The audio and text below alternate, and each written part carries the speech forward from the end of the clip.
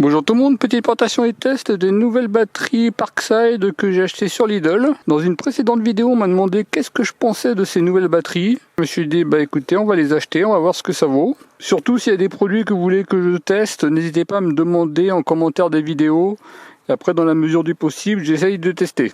Alors ce modèle que j'ai payé 35 €, c'est une 20 volts et d'une capacité de 4 ampères-heure, compatible avec tous les outils de la gamme X20 Volt Team.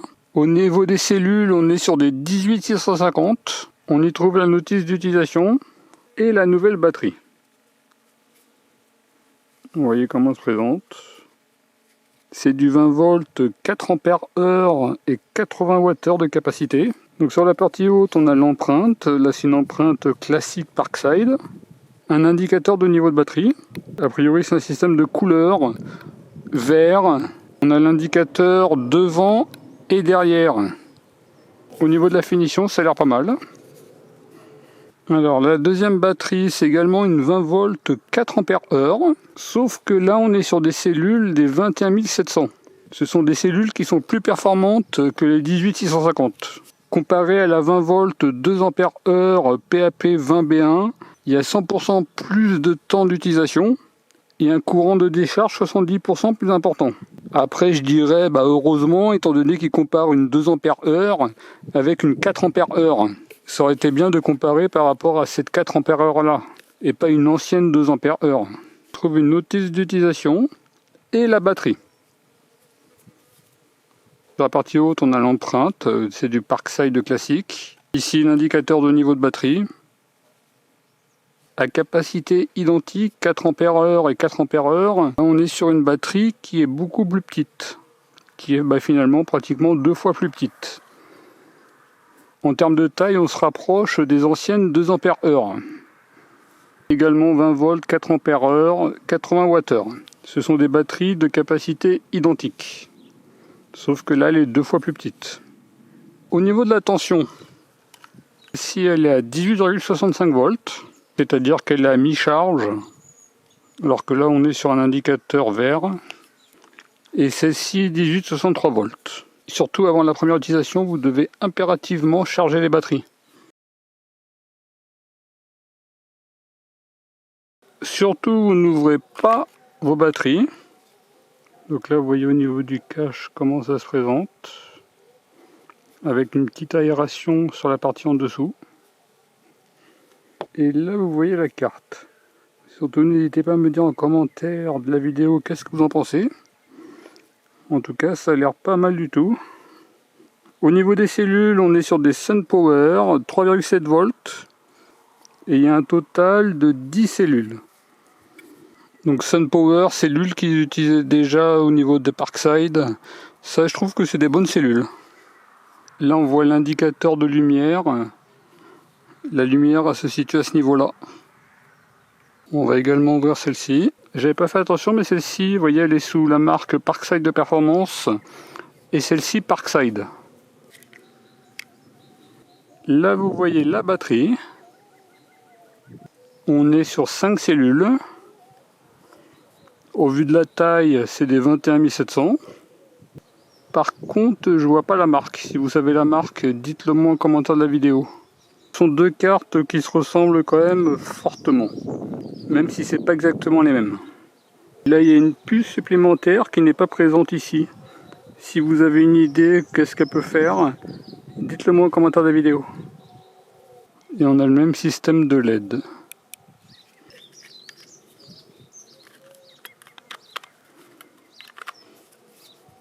Et là il n'y a plus qu'à remettre les 8 vis.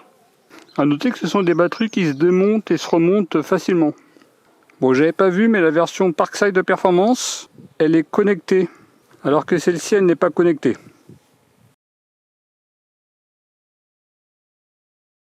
On va tester les batteries avec différents appareils. On va voir le temps de fonctionnement et est-ce qu'il peut y avoir une différence de performance. Allez, c'est parti, on va commencer par la 4 ampères-heure 18650. Allez, on lance son pari. Là d'ailleurs, je crois qu'il y a une nouvelle fonctionnalité dans YouTube. Si j'arrive à la rajouter, dites-moi laquelle va gagner. La 18650 ou la 21700. Moi, je parie pour la 18650. On verra ce que ça va donner, mais 8 cellules, pour moi, ça va être meilleur que 4 cellules. Même si là on est sur des cellules plus performantes.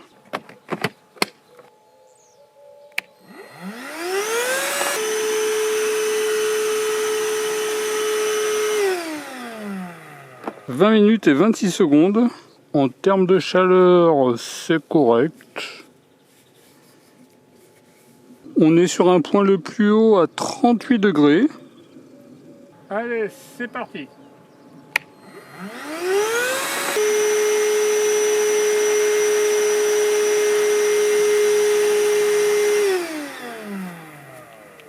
Et voilà, c'est terminé.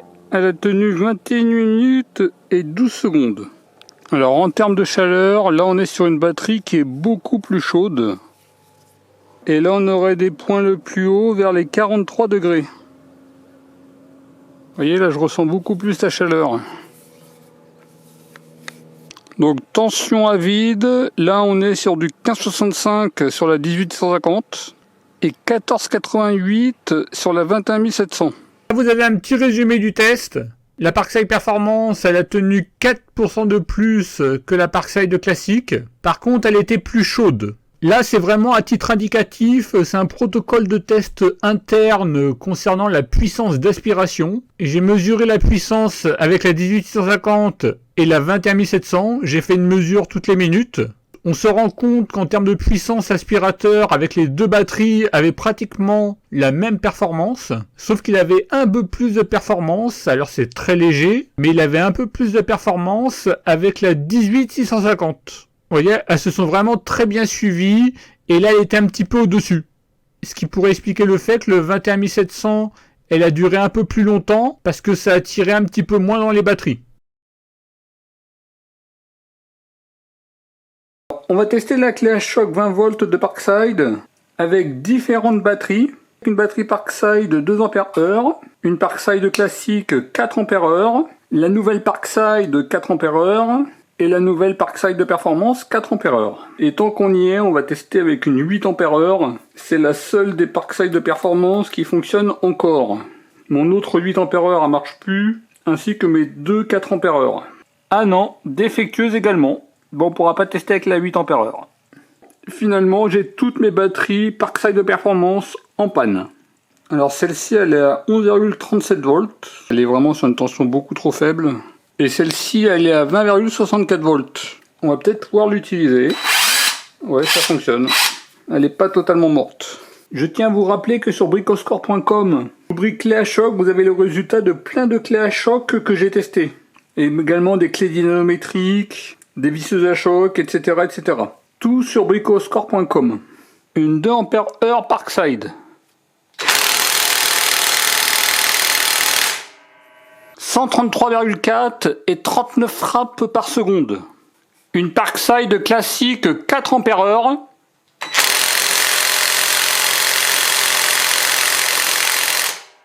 136,8 et 44. La nouvelle Parkside 4 Ah.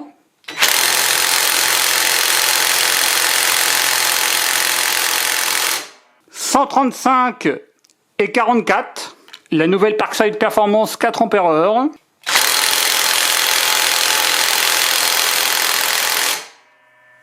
134 et 42. Et la Parkside Performance 8 Ah. La dernière rescapée.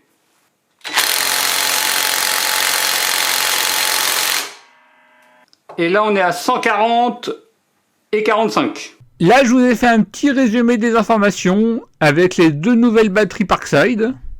En ce qui concerne le couple, on se rend compte qu'on est sur des résultats assez proches. La plus performante étant la Parkside Performance en 8 Ah avec 148 Nm. C'est la batterie la plus performante et également qui tape le plus rapidement. Performance plus rapidité. La moins performante et la moins rapide étant la Parkside en 2 Ah, la classique. Et pour les 4 Ah, finalement on est sur des résultats qui sont quand même assez proches. Entre les deux nouvelles batteries, le couple il est vraiment très proche. Et la Parkside en 1850, finalement elle aura tapé un peu plus rapidement. C'est-à-dire que là, entre les deux batteries, la Parkside en 1850, finalement, a été un peu plus performante. On va voir avec le coupe-branche Parkside de performance. Là, je suis avec une batterie de 2 ampères heure.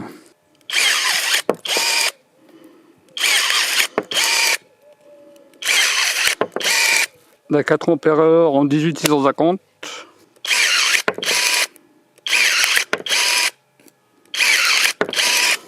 Ça semblait pareil. La 4 ampères heure en 21700.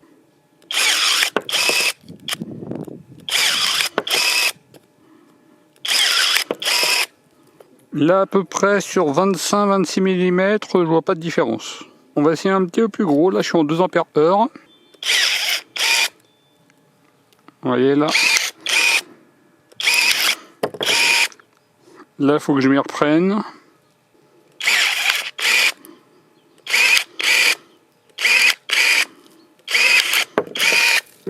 La 4 ampères heure 18650. A noter que là on est sur du 30 mm.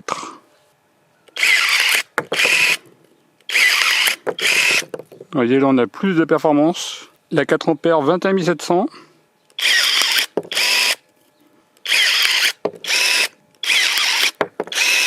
Entre les deux batteries 4 ampères heure en termes de performance, ça semble similaire. Donc pour l'entretien, j'ai trouvé un anti-résine. Le X-Wall Bio, je le trouvais nul.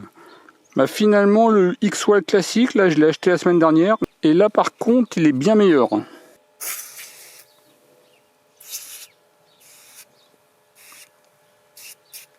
Ça fait une sorte de petite mousse, vous laissez agir quelques minutes.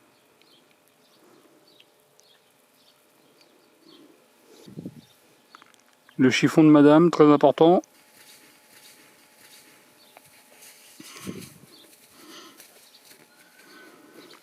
Bien entendu, vous retirez la batterie, hein. On ne sait jamais ce qui peut arriver. Et là, regardez ce que ça peut donner. Je remettrai tous les liens en description de la vidéo et à l'adresse qui s'affiche à ce niveau-là.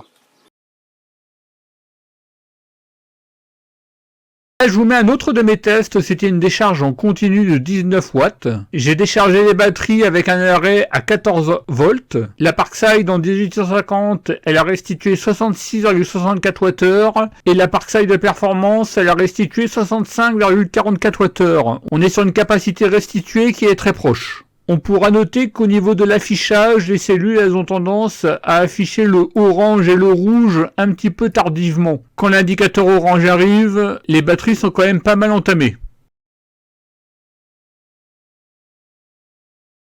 Charge avec un chargeur de 4,5 ampères. Et à noter que durant la charge, la lumière LED du niveau de batterie s'allume.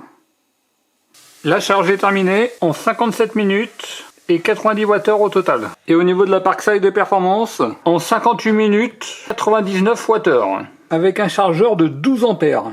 Là on va être sur un chargeur très rapide. Et là dans l'application ça me dit que le courant maximal réglable, ça va aller jusqu'à 8 ampères. Donc en 30 minutes, on est à 93%. La charge vient de s'arrêter en 38 minutes. Et 93 Wh au total. On est sur une charge très rapide qui peut monter jusqu'à 8 ampères. Alors, la Parkside Performance, c'est parti. Courant de charge maximal admissible 6 ampères. Donc normalement, celle-ci devrait se charger un petit peu moins rapidement que celle-ci.